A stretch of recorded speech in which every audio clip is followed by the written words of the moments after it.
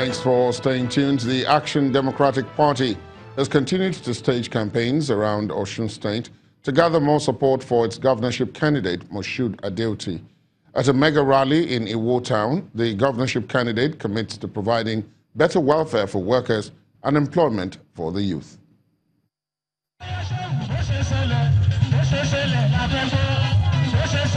It's less than 3 days to the Osun State governorship election, and the Action Democratic Party continues to make efforts to woo the electorate.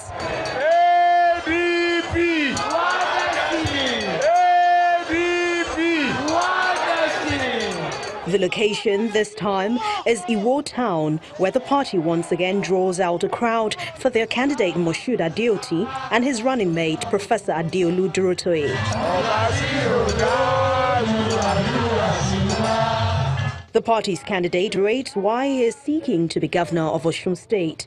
Our administration, when sworn into office by God's grace, shall be your own as your intellectual inputs into the daily operations and performance of government shall be demanded, accepted and appropriately utilized in our collective interest.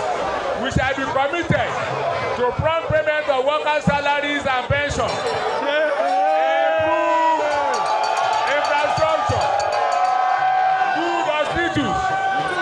school system for our children, rural transformation, employment opportunities and agricultural revolution. I want to assure you of my commitment to executing the party ideas as contained in its manifestos to the letter.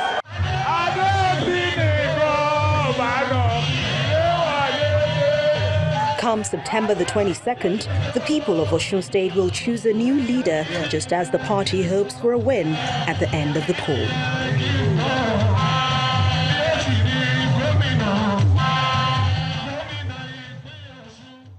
Seasoned technocrat Idris Bombai has announced his intention to contest the Borno State governorship seat in 2019. Mr. Dokwa, who is from the southern senatorial zone of Borno State, served in the Federal Ministry of Agriculture and later Finance in directive capacity for many years as an accountant before moving into the private sector in the year 2012 and then on to active politics. He says he's ready to transform Borno State and give the people proper representation. The people of southern Borno are known for their love for education and civil service. They have also come a long way to be known as passive politicians, settling for the role of deputizing for whoever picks the governorship ticket of the popular party at any given time. It is for this reason that Idris Bombay's brave emergence is well received by not only the elites, but the masses clamoring for a change of narrative. The drive from the Maiduguri International Airport to town becomes an unplanned campaign rally, with supporters and believers of the Power Shift project practically shutting down the town with jubilation. For the aspirant, this is a sign of acceptance. See the crowd, that shows some solidarity, that shows support, that shows acceptance of our program. And to add it to that, we indicated during when we were submitting our form and when the form was being picked at the National Secretariat APC, that the Northern Borno were the one that bought the form for the Southern Borno. So you can see that level of union. This is a leader that is prepared to lead. This is the leader who has something to offer. So I think it is it's a dream come true. The Shehu of Borno, Abubakar Garbai, who welcomes Dorkwa's ambition, wants politicians to play the game by the rule with the sole aim of providing good governance. First, the issue of youth empowerment. Help us engage the youth from all the local governments with jobs. Secondly, the issue of power supply is a problem. 10 local governments do not have power supply. Bring them power supply. At the State Secretariat of the All Progressives Congress, the platform under which Idris seeks to pursue his ambition, he pleads with the party's leadership to provide a level playing ground for all aspirants. If we get elected, I want to make it an inclusive government. I want to make sure everybody comes on board. I want to have an inclusive economy. I want to bring Borno back as a hub. Idris is jostling for the APC governorship ticket alongside 18 others. Meanwhile, the All Progressives Congress, the APC, has revised the timetable for the conduct of the party primaries. The National Working Committee of the party, in a statement by its National Organizing Secretary, Mr. Ima Ebeduro, says it has approved the review of the timetable for the 2018 primaries. The presidential primary will now hold on Tuesday, September the 25th. The governorship primaries will hold on September the 29th, while the Senate primaries are scheduled for October the 2nd. The House of Representatives primaries are scheduled for October the 3rd. Primaries into state houses of assembly will hold on October the 4th, while the Presidential National Convention will hold on October the 6th, 2018. Staying with the APC, a governorship aspirant of the party in Bauchi State, Dr. Ali Pate, is not happy with the 4-year tenure of Governor Muhammad Abubakar and says the common man in the state deserves a quality life than what is obtainable at the moment. Dr. Pate, who insists that the people are hungry for change in the status quo, was speaking during his political rally held in the state. He also called on the national leadership of the APC to ensure fairness to all aspirants seeking political offices. Our former Minister of State for Health and a global health professor, Dr. Ali Pate, alighted at the Bauchi State Airport. Out on the street on a motorcade, the former minister is greeted by a large crowd of supporters. The first stop is at the Emir's palace, where he makes his intentions known, explaining that the people of Bauchi State deserve better representation. Everywhere we go, people are asking us to come because the status quo is not satisfactory. They're yearning for change, and we think we have what it takes to change the circumstances of our people. That development orientation is what informed our desire to throw our hat in the ring to contest for the governorship at this point. The Emir, in turn, wishes him well in his political endeavor. I'm happy with this visit you paid me. It shows how much you honor and respect me. This is something you're used to doing, and I appreciate it a lot. I wish you the best in that which you are seeking. Back on the streets, his supporters continue to cheer him up as he visits schools and then moves to the party secretariat, where he re-echoes his desire for direct primaries as against the party's earlier stance. A system of direct primaries that is well supervised, not by the government, but by independent people with integrity, will allow members of the party to select who they want to put forth. That is what we are asking. His supporters are also confident of his ability to deliver better dividends to the people.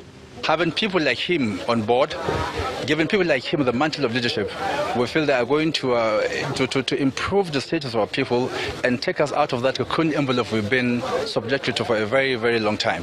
He's a person with high integrity, honesty, and he's very competent, and he's a very gifted person. Dr. Ali Pate contested the governorship election of Bauchi State in 2015 under the platform of the PDP. He later joined the APC and hoped his expectations on the party's ability to deliver a fair and just primaries won't be defeated. In Oyo State, government is introducing model schools to serve as a template for school infrastructure and to also improve academic standards in public schools across the state. Governor Abiola Ajimobi, while inspecting 2 of the model schools in Ibadan, expressed satisfaction at the level of completion and promised that the projects will usher in a new era of standard infrastructure, which is pivotal to sound learning. He says construction work on 2 of the schools in Ibadan have reached about 80%, while work has been expedited on the others under construction in the remaining geopolitical zones of the state. And from there, we're moving on to the business news of the day, and here is Anne Nwanwodu.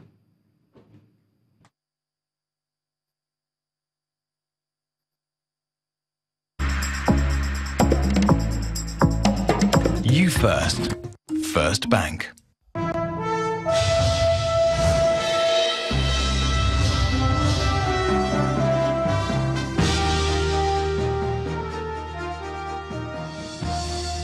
Thank you, Ladi. Welcome to Business News. Members of the Abuja Chamber of Commerce and Industry are strategizing on how to improve investment in the nation's agric and automotive industry. At a news briefing in Abuja, the Director General of the agency, Mrs. Tonia Shuleye, explains the plan is to help local industrialists boost their businesses and provide jobs for the youth.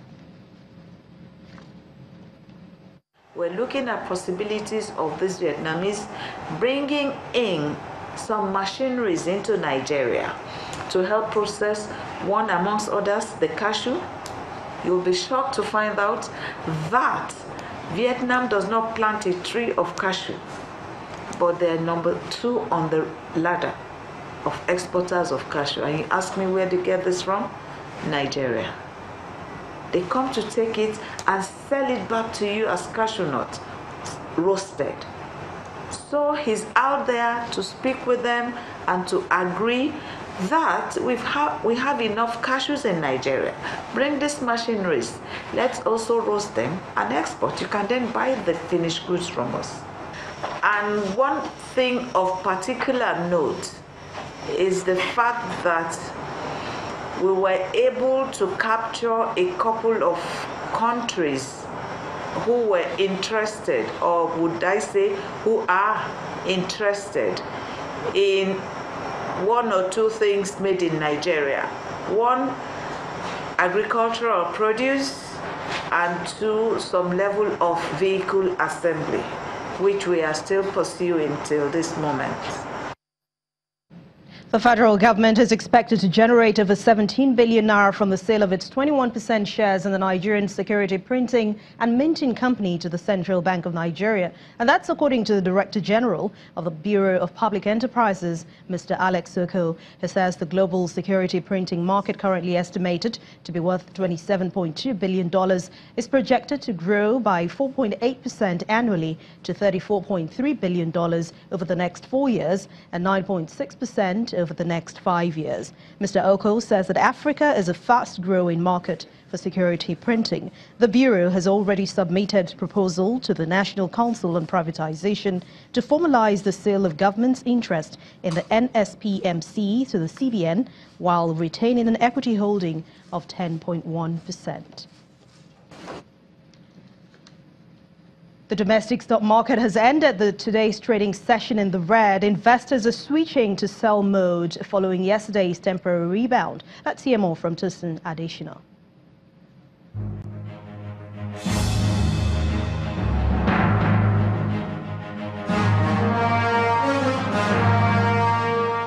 Hello and welcome to the Stock Market Report. Just 24 hours after making quick recovery, the local equities market reverted to negative territory at the close of midweek trading session due to profit taken by short-term investors. The all-share index lowered slightly by 0.2%. Total value of listed equities dropped by 2 billion naira to 11.819 trillion naira, while 3 out of 5 other key indicators also ended in the red. Despite a positive margin on the price charts, the sell-off, which hit 12 equities, was led by a 9.65% drop by AXA Mansard against 24 advances, led by a 10% gain from Forte Oil. In contrast to Tuesday's session, total volume of shares traded for Wednesday was lower by over 79 million units at 190.35 million in 2,780 transactions, led by the shares of Red Star Express, Zenith Bank and Owando. That was the Stock Market Report. I'm Tosin Adeshina.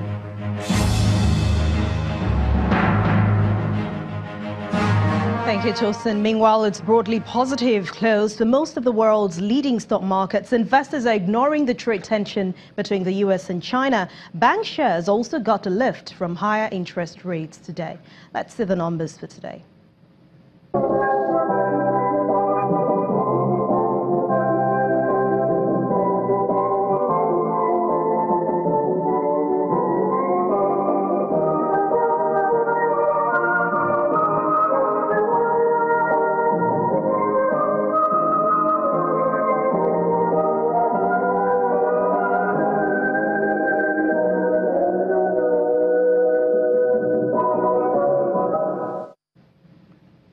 With those numbers, we end business news for tonight. Thank you so much for watching. I'm Anne Nwaodo. It's back to you, Ladi.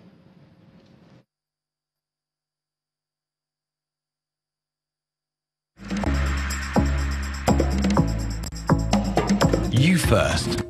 First Bank.